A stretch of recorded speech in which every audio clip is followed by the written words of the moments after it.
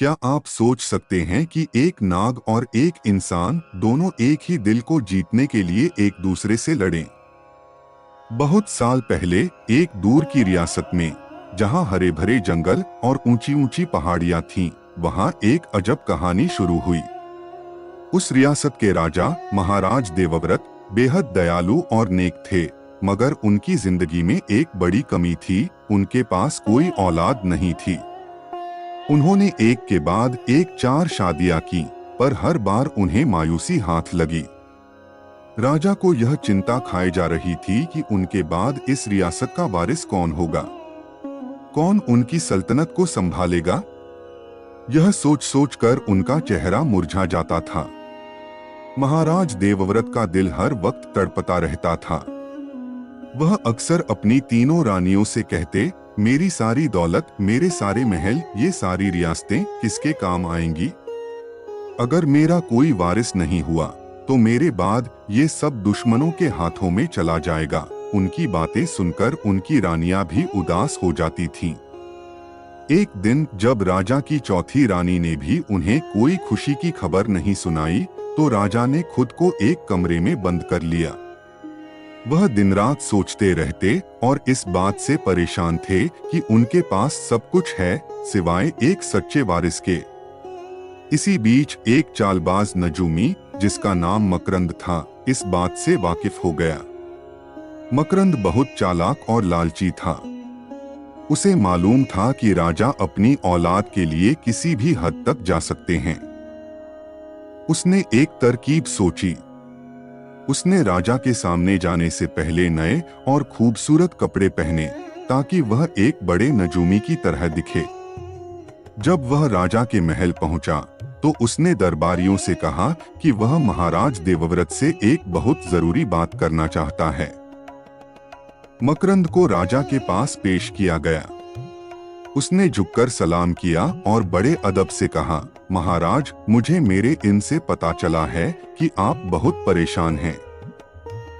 आपकी परेशानी का सबब आपकी औलाद है। राजा देवव्रत ने हैरानी से उसकी तरफ देखा और कहा, तुम कैसे जानते हो? मकरंद ने मुस्कुराते हुए कहा, महाराज, मैं सब जानता हूँ और मेरे इल्म के मुताबिक अगर आप एक खास तरह की लड़की से शादी करें तो आपको एक खूबसूरत बेटा पैदा होगा जो आपका वारिस बनेगा। राजा की आंखों में एक उम्मीद की किरण चमक उठी। उन्होंने तुरंत पूछा, कौन है वह लड़की और वह कहाँ रहती है?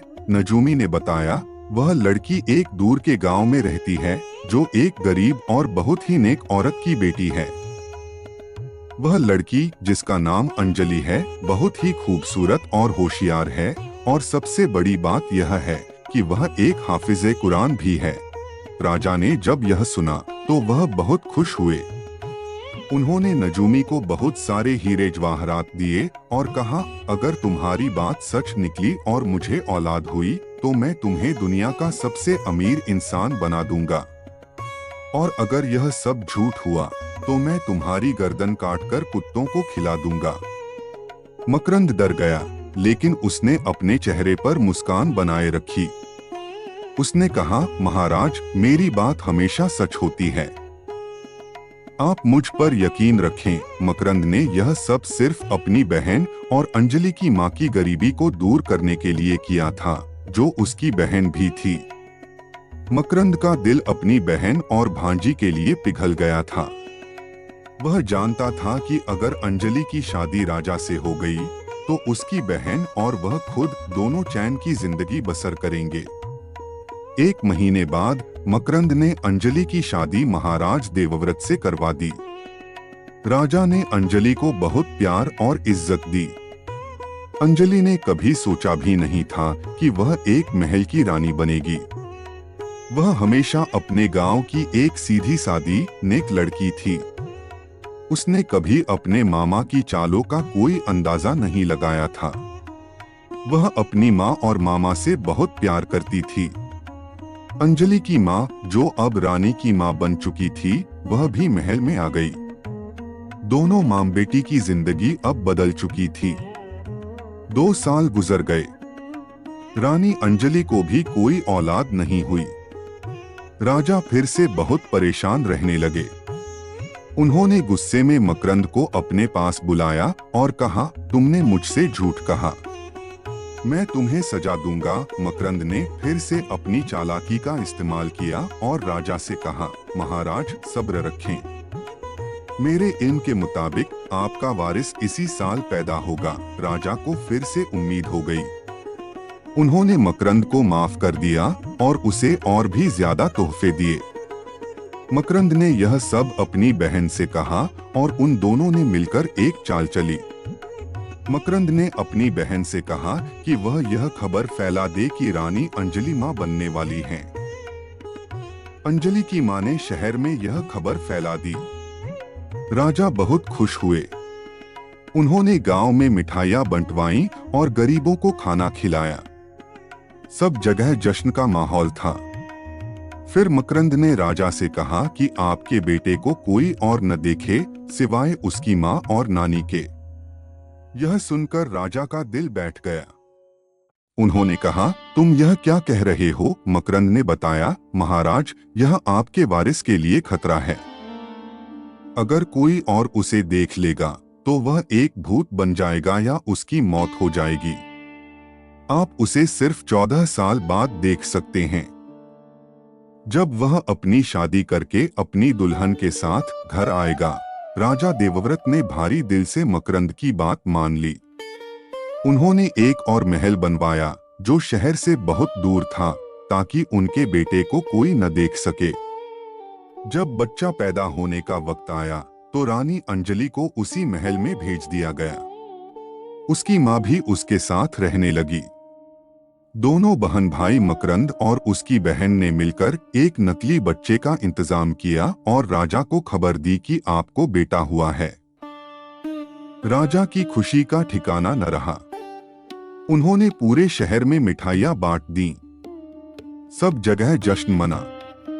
उधर मकरंद अपनी भांजी से कहता, तुम 14 साल तक इस महल में रहो, फिर मैं कोई नई चाल चलूंगा। यह कहानी अब एक ऐसे मोड़ पर आ गई है जहां सच और झूठ के बीच की दीवारें गिर चुकी हैं। झूठ की बुनियाद पर एक नया रिश्ता कायम होने वाला था, जिसकी हकीकत बहुत ही अजीबोगरीब थी। समय बहुत तेजी से गुजर रहा था। नकली बेटे के जन्म की खबर के बाद राजा देवव्रत ने उस नजूमी और उसकी बहन को मालामाल कर दिया था। नजूमी मकरंद की बहन अब अपनी बेटी के साथ उस दूरदराज के महल में रह रही थी। उन्होंने राजा को बताया था कि उनका बेटा बहुत खूबसूरत है और उसका नाम अली रखा गया है, जो बहुत होशियार और नेक है। 14 सालों तक मकरंद ने राजा को अली के बारे में झूठी कहानियां सुनाकर बहलाए रखा। राजा यह सब सुनकर खुश तो होते, मगर उनका दिल अपने बेटे को देखने के लिए तड़पता रहता।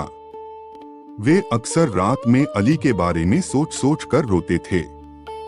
मकरंद और उसकी बहन ने अपनी ही चाल में फंसकर अपनी भांजी को एक तरह से कैद कर दिया था। अंजलि, जो एक हाफिज़े कुरान थी, को उस महल में रहना पड़ रहा था जहां कोई नहीं था। उसे राजा से भी मिलने की इजाजत नहीं थी। वह दिन रात कुरान की तिलावत करती और अल्लाह से दुआ करती कि यह झूठ जल्द से जल्द खत्म हो जाए। वह अपनी माँ और मामा की चालों से बहुत परेशान थी, मगर कुछ कर नहीं सकती थी। उसे मालूम था कि अगर वह कुछ भी कहेगी तो राजा को बहुत दुख होगा। उन्हीं दिनों राजा देवव्रत को एक और चिंता सताने लगी। 14 साल पूरे होने वाले थे और उन्हें अपने बेटे के लिए एक अच्छी लड़की की तलाश करनी थी। उन्होंने मकरंद से पूछा, मेरे बेटे की शादी किससे करवाऊं? मकरंद ने कहा, महाराज, आप अपने बेटे की शादी किसी भी लड़की से करवा सकते हैं। मगर राजा को मकरंद पर पूरा यकीन नहीं था। उन्होंने फैसला किया कि वे खुद जाकर उन अल्लाह वाले बुजुर्ग से मशवरा लेंगे जो एक पुराने महल के पास रहते थे। यह वही पुराना महल था जहां राजा के दादा परदादा रहते थे। महल के पास एक घना जंगल था जिसमें एक बहुत पुराना और विशाल बरगद का पेड़ था। उसी पेड़ के नीचे एक बूढ़े और नेक इंसान रहते थे। जिन्हें लोग अल्लाह वाला कहते थे। वे दिन रात अल्लाह की इबादत में लगे रहते थे। राजा देवव्रत अपने कुछ खास नौकरों के साथ उनके पास गए। उन्होंने जाकर उन बुजुर्ग से पूछा, बाबा जी, मैं अपने बेटे अली की शादी के लिए बहुत परेशान हूँ। मुझे कोई अच्छी लड़की नहीं मिल रही। क्या आप मेरी मदद कर सकते हैं? बुजुर्ग ने राजा की बात सुनकर कोई जवाब नहीं दिया। वे चुपचाप अपनी इबादत में लगे रहे। राजा ने फिर से पूछा, बाबा जी, आप क्यों चुप हैं? बुजुर्ग ने कहा, महाराज, आप अपने बेटे की शादी एक ऐसी लड़की से करें जो हाफिजे कुरान हो, 5 वक्त की नमाजी हो और बहुत नेक हो। राजा देवव्रत को बुजुर्ग की बात सुनकर सुकून मिला। उन्होंने उनका शुक्रिया अदा किया और वापस चले गए। राजा के जाने के बाद उस बरगद के पेड़ के पीछे से एक बहुत बड़ा काला नाग निकला। यह नाग और उस बुजुर्ग के बीच एक पुराना रिश्ता था। वे दोनों एक दूसरे से बात करते थे। नाग ने बुजुर्ग से पूछा, आपने महाराज को एक ऐसी लड़की से शादी करने की सलाह क्यों दी जो हाफिजे कुरान हो? क्या आपको नहीं पता कि उनका कोई बेटा ही नहीं है?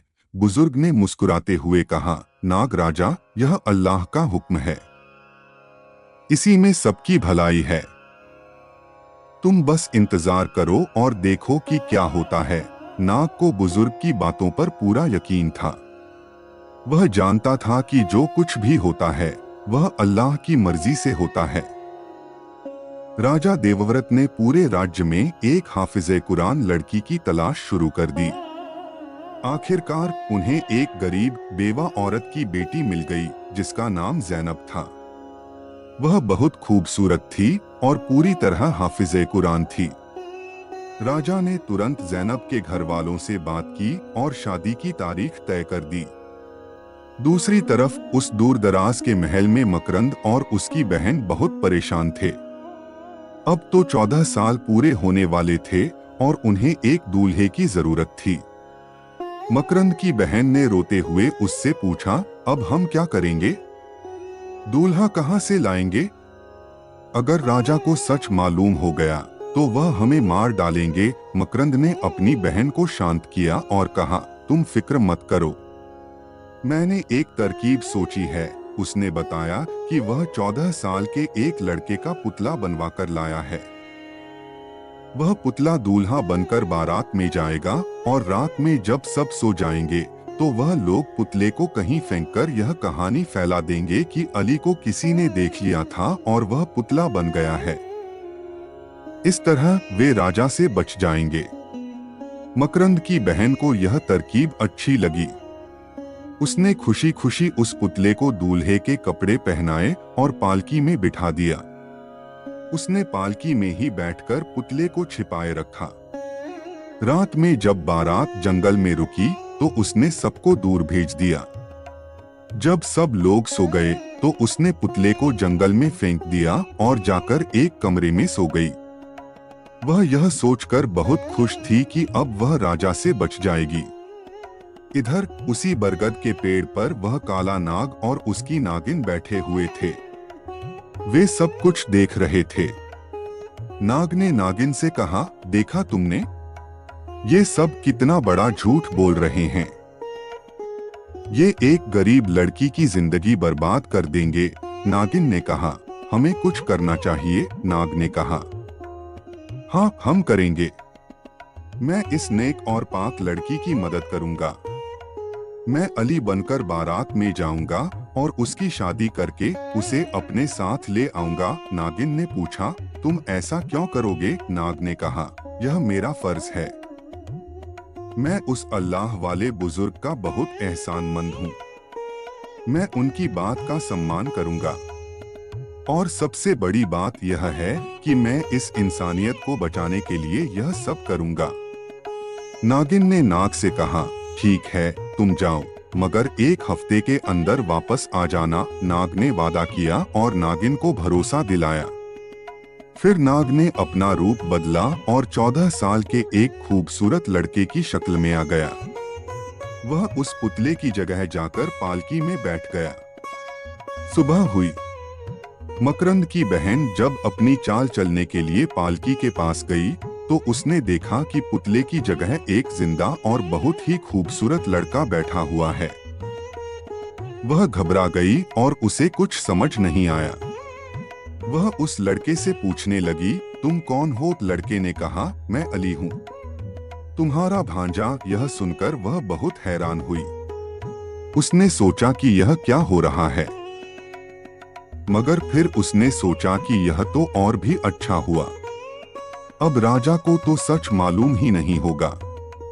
वह अली को लेकर बारात में चली गई। बारात ज़ैनब के घर पहुंची। शादी की सभी रस्में हुई और ज़ैनब की शादी उस नकली अली से हो गई। ज़ैनब को बहुत खुशी थी कि उसकी शादी एक नेक और अमीर लड़के से हुई है। वह अपने शौहर के साथ राजा के महल में आ गई। राजा देवव्रत बहुत खुश थे।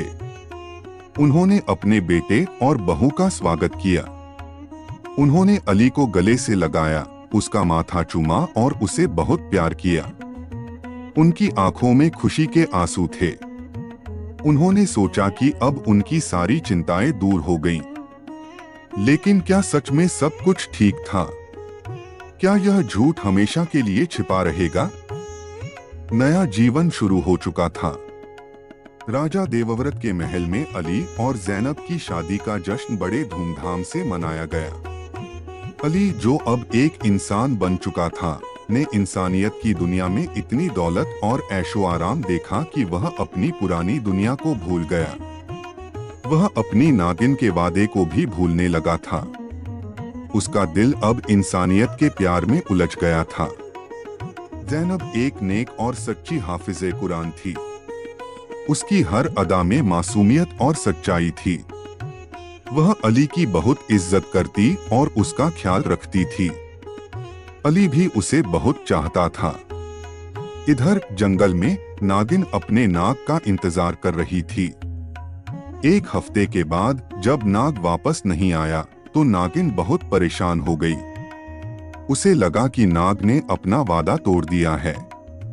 वह गुस्से से पागल हो गई और उसने फैसला किया कि वह अपने नाग को ढूंढेगी और उसे उसका वादा याद दिलाएगी।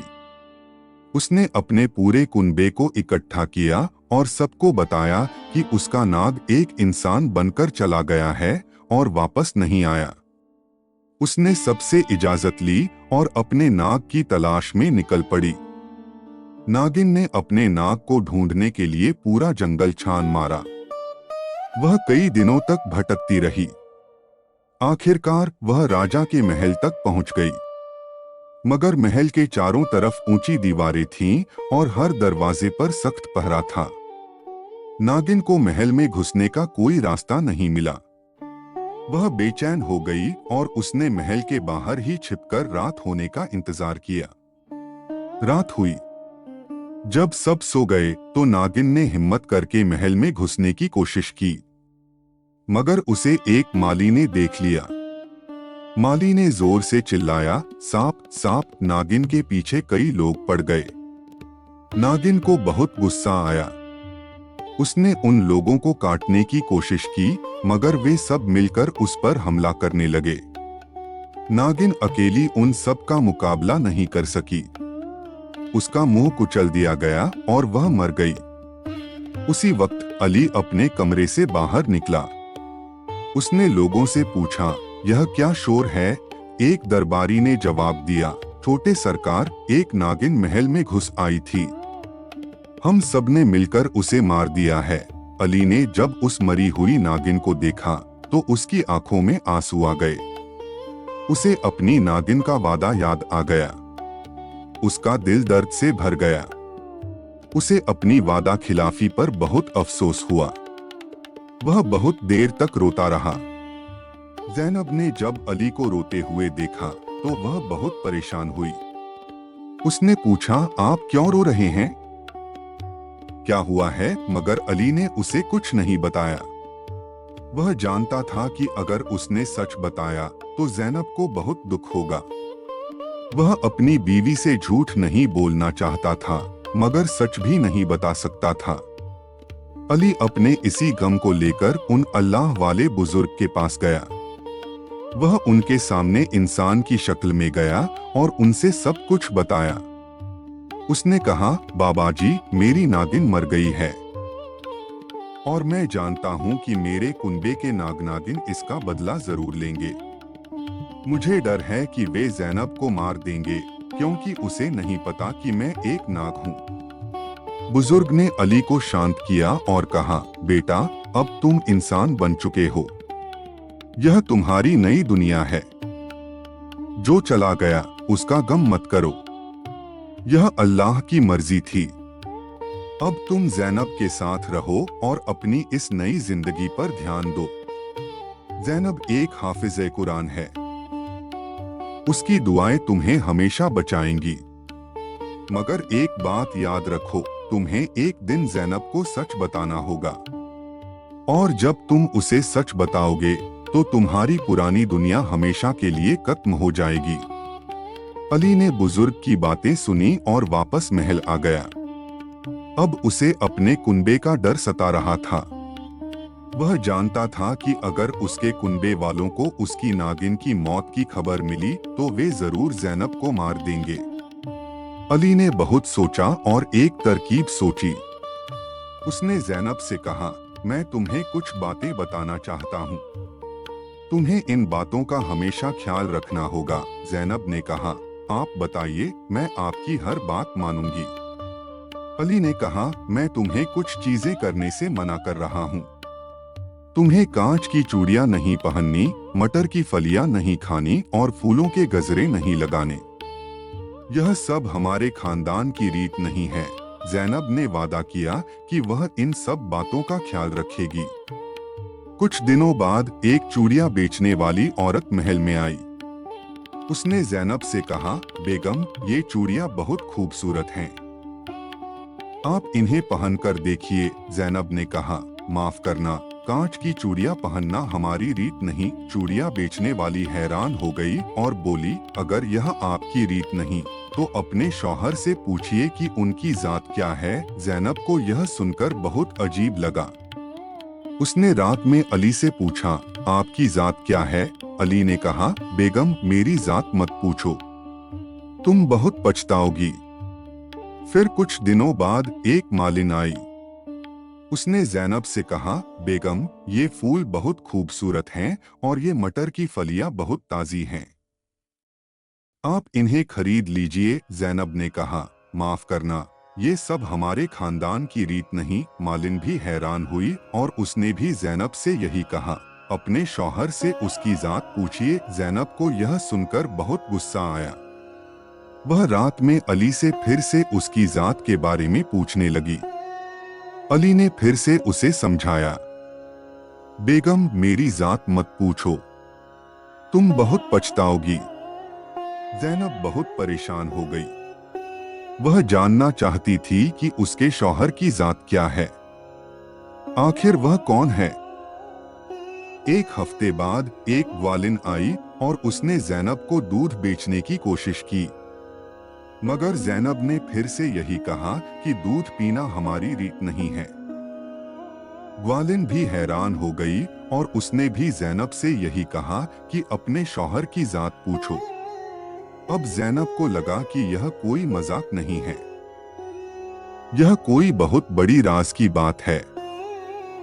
उसने फैसला किया कि वह सच जानकर रहेगी। रात में ज़ैनब ने अली से कहा, आप मुझे अपनी जात क्यों नहीं बताते?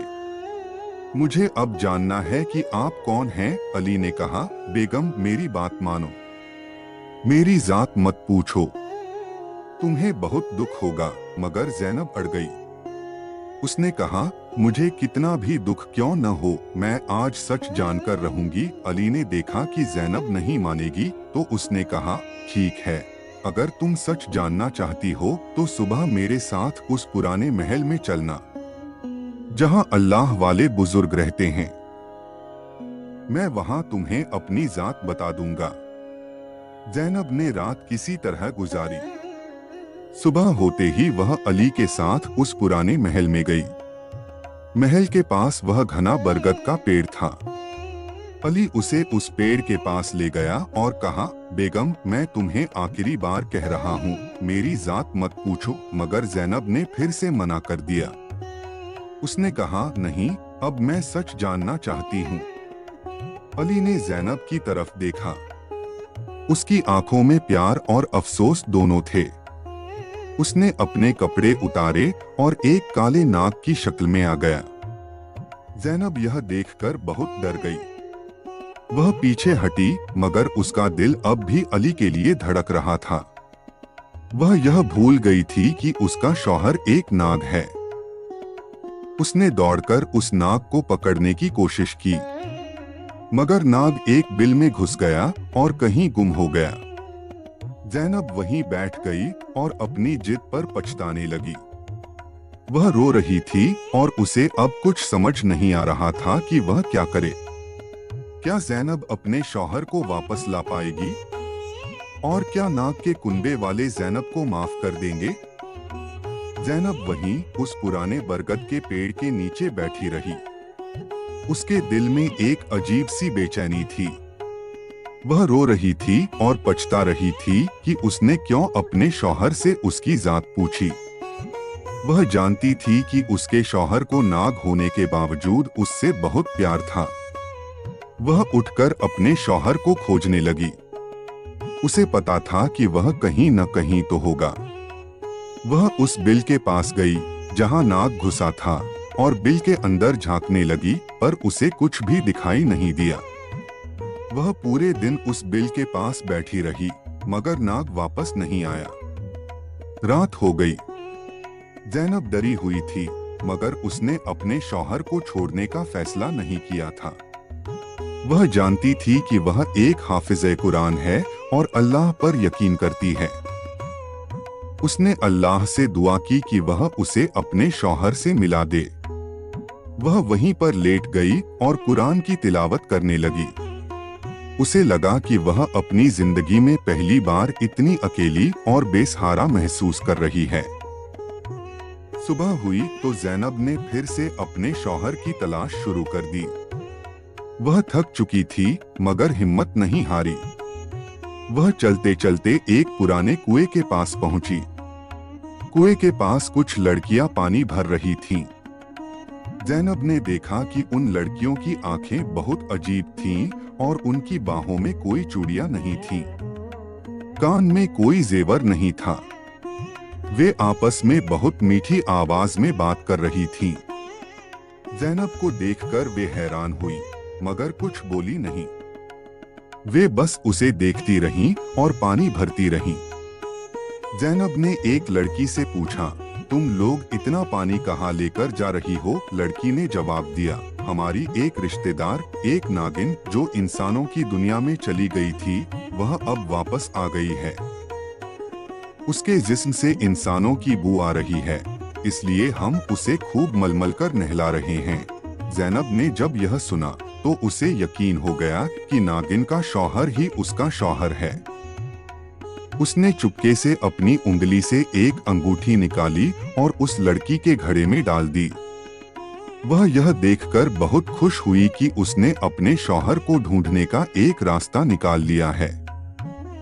लड़कियां पानी लेकर चली गईं। वे एक बड़ी गुफा के अंदर गईं, जहां उनका सरदार, जो जैनब का शौहर था, एक पत्थर पर लेटा हुआ था। उसकी भांजियां उसे पानी से नहला रही थीं। जब एक लड़की ने अपने घड़े से पानी डाला तो जैनब की अंगूठी पानी के साथ बाहर आ गई। नाग ने अंगूठी को देखते ही पहचान लिया कि यह उसकी बीवी की अंगूठी है। उसने अपनी भांजी से पूछा, यह अंगूठी तुम्हारे पास कहां से आई? लड़की ने हैरान होकर कहा, मुझे नहीं मालूम, यह तो पानी के साथ बाहर आई। नाग ने फिर पूछा, क्या कुएं पर कोई इंसान औरत थी? लड़की ने जवाब दिया, हाँ, एक औरत वहां बैठी हुई थी। वह बहुत उदास और थकी हुई लग रही थी। उसकी आंखों से आंसू बह रहे थे। नाग ने जब यह सुना तो उसका दिल जोर से धड़का। उसे अपनी बीवी की हालत का अंदाजा हो गया। वह सोचने लगा कि जैनब ने इतना सब कुछ देखा, फिर भी वह उसे ढूंढने के लिए यहाँ तक आ गई। वह जानता था कि ज़ैनब उससे बहुत प्यार करती है। वह अपनी जगह से उठा और दौड़ता हुआ कुएं की तरफ गया। वहां पर ज़ैनब बैठी हुई थी। वह बहुत उदास थी और रो रही थी। नाग ने वहां पहुंचकर इंसान की शक्ल इख्तियार की और ज़ैनब के सामने खड़ा हो गया। ज़ैनब ने जब उसे देखा तो उसकी आंखों में खुशी के आंसू आ गए। वह उठकर अपने शौहर के गले लग गई और रोने लगी। अली ने उसे शांत किया और कहा, बेगम, मुझे मालूम था कि तुम मुझे ढूंढने आओगी, मगर मैं तुम्हारी इस हिम्मत की दाद देता हूँ। फिर अली ने ज़ैनब को अपने कुनबे के पास ले जाने का फैसला किया। उसने अपने कुनबे वालों से कहा, यह मेरी बीवी है जिसका नाम ज़ैनब है और यह एक हाफिज़े कुरान है। इसने मुझे ढूंढने के लिए इतनी बड़ी मुश्किल का सामना किया है। मैं इसे छोड़कर नहीं जा सकता। मैं चाहता हूं कि मैं इसके साथ इंसान बनकर रहूं। नाग के कुनबे वालों ने पहले तो बहुत गुस्सा किया, मगर फिर उन्होंने ज़ैनब की हिम्मत और अली की मोहब्बत देखी तो उनका दिल पिघल गया। उन्होंने कहा, तुम इंसान हो या नाग, अब तुम हमारी बिरादरी के नहीं रहे।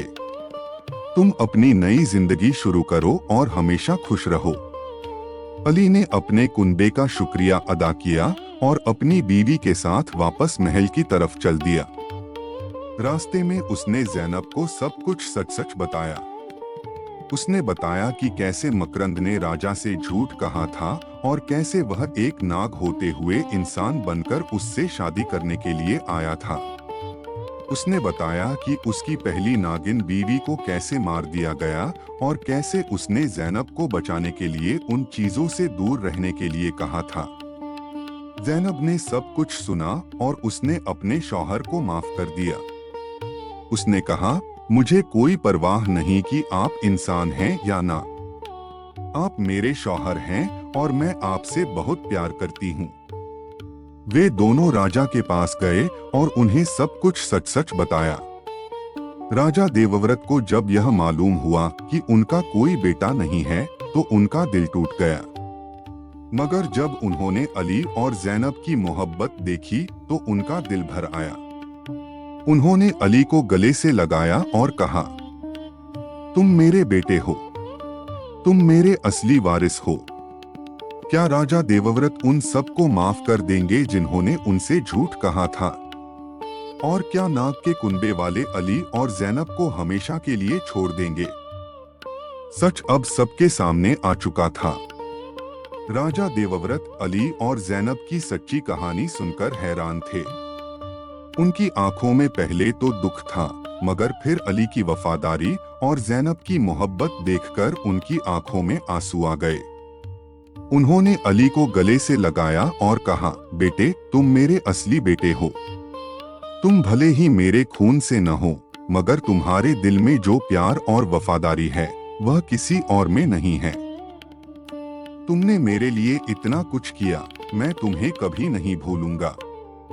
तुम ही मेरे वारिस हो।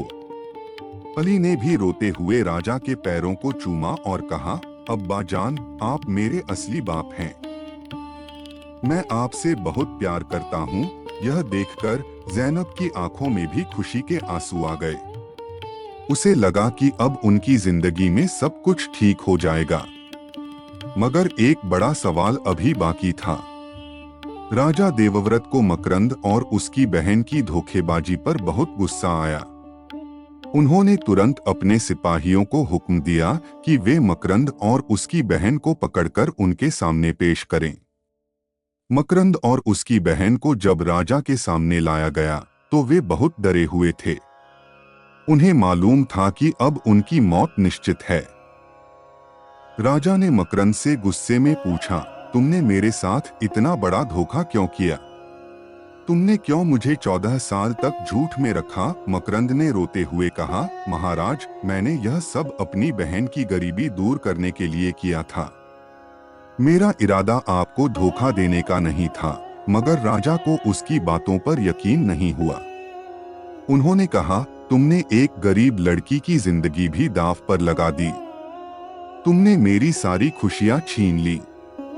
तुम्हारी यह धोखेबाजी माफ करने लायक नहीं है। राजा देवव्रत ने मकरंद और उसकी बहन को मौत की सजा सुना दी। दोनों को एक ही दिन सूली पर चढ़ा दिया गया। राजा ने अपनी बीवी शहनाज को भी इस धोखे में शामिल होने के लिए उम्र कैद की सजा सुना दी। वह चाहती तो राजा को सच बता सकती थी, मगर उसने अपनी माँ और मामा का साथ दिया था। इस धोखे के लिए उसे भी सजा मिली। इस घटना के बाद राजा देवव्रत ने अपने दिल का बोझ हल्का कर दिया, मगर वह अब भी परेशान थे। उन्होंने अली को अपने पास बुलाया और कहा, बेटा, तुम्हारी वजह से मैंने अपने झूठे रिश्तों को खत्म कर दिया है, मगर मुझे डर है कि कहीं नाग के कुनबे वाले तुम दोनों को छोड़ न दें। कहीं वे तुम्हें अपनी दुनिया में वापस न बुला लें। अली ने राजा को शांत किया और कहा, अब्बा जान, आप फिक्र न करें। नाग के कुनबे वालों ने मुझे इंसानियत के लिए छोड़ दिया है।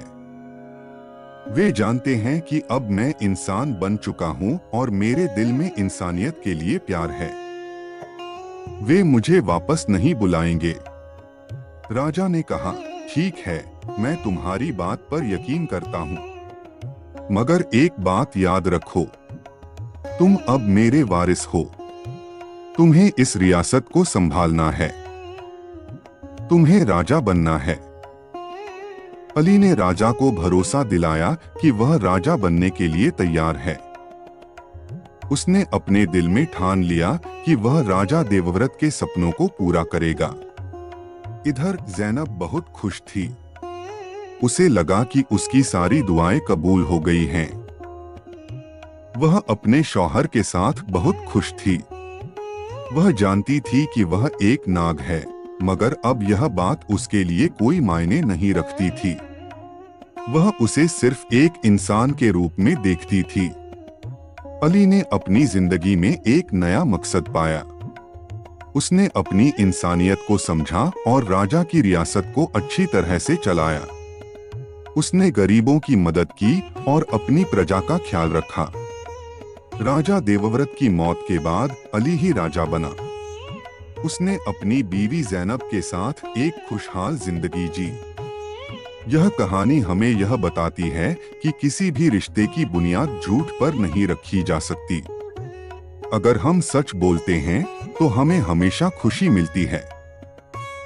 क्या अली और ज़ैनब की जिंदगी में अब कोई और मुश्किल नहीं आएगी? क्या नाग के कुनबे वाले उन्हें हमेशा के लिए भूल जाएंगे?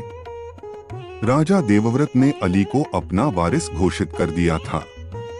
अली और ज़ैनब की जिंदगी अब एक नए मोड़ पर थी। महल में सब लोग अली को राजकुमार अली के नाम से बुलाने लगे। ज़ैनब को रानी का दर्जा मिला। उन्होंने एक दूसरे के साथ एक खुशहाल जिंदगी जीना शुरू किया। अली ने राजा के साथ मिलकर रियासत को और भी बेहतर बना दिया। उसने गरीबों के लिए बहुत से काम किए। उसने अपने इलाके में बहुत से स्कूल और अस्पताल बनवाए।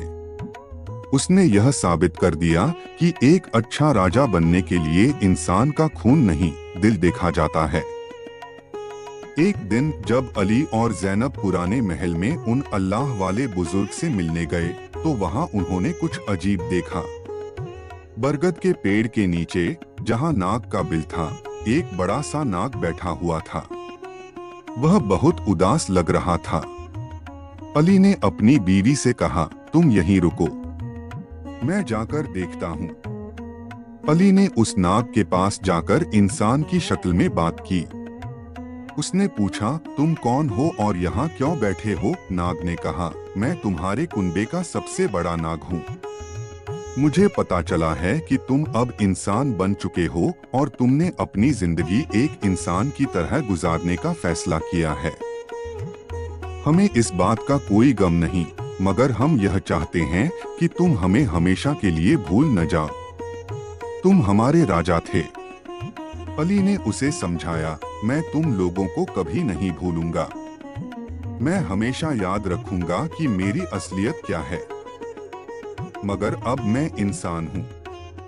मैं इस दुनिया में आया हूँ ताकि मैं इंसानियत के लिए कुछ कर सकूं। मैं एक नेक इंसान बनना चाहता हूँ। मुझे दुआ दो कि मैं कामयाब हो सकूं।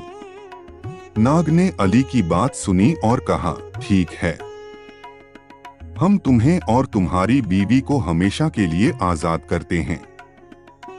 तुम दोनों खुश रहो और अपनी जिंदगी जियो। मगर एक बात याद रखना, जब भी तुम्हें कोई मुश्किल हो तो तुम इस बरगद के पेड़ के पास आना। हम तुम्हारी मदद जरूर करेंगे। यह कहकर नाग चला गया। अली ने अपनी बीवी ज़ैनब को सब कुछ बताया। ज़ैनब ने भी नाग का शुक्रिया अदा किया और उन दोनों ने उन अल्लाह वाले बुजुर्ग का भी शुक्रिया अदा किया जिन्होंने उन दोनों को एक साथ रहने का मौका दिया था।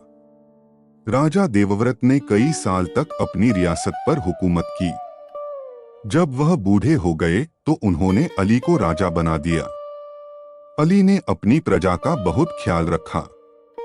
उसने अपनी बीवी ज़ैनब के साथ एक खुशहाल जिंदगी जी। उन्हें 2 बेटे और 1 बेटी हुई। उनके बच्चे भी बहुत नेक और होशियार थे। इस कहानी से हमें यह सबक मिलता है कि प्यार और सच्चाई कभी नहीं हारती। झूठ की बुनियाद पर कोई रिश्ता नहीं टिक सकता। अली ने एक नेक और ईमानदार राजा की तरह अपनी रियासत पर राज किया।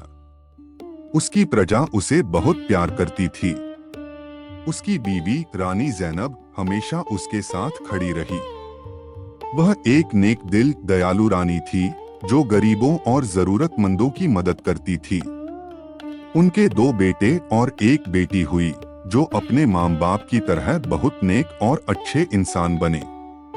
उन बच्चों को जब भी उनके बाप की असलियत के बारे में बताया गया तो उन्होंने कभी भी उनसे नफरत नहीं की बल्कि और भी ज्यादा प्यार और इज्जत दी।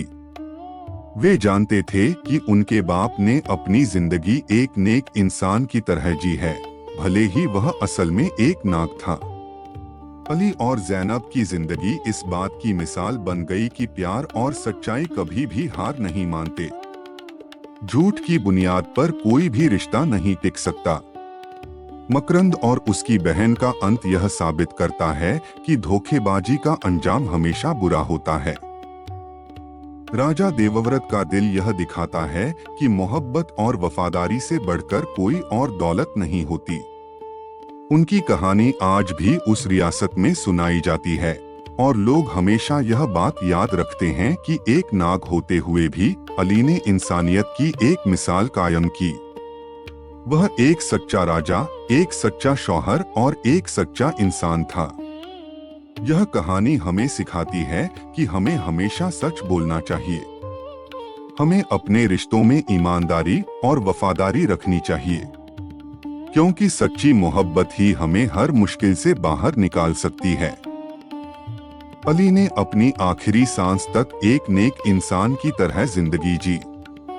उसकी मौत के बाद उसके बेटे ने रियासत संभाली, मगर लोग हमेशा उसे उसके बाप के नाम से याद करते थे। यह कहानी यहीं खत्म होती है। अगर आपको यह कहानी पसंद आई हो तो इसे लाइक करें और चैनल को सब्सक्राइब करें ताकि आप नई रोमांचक कहानियां मिस न करें।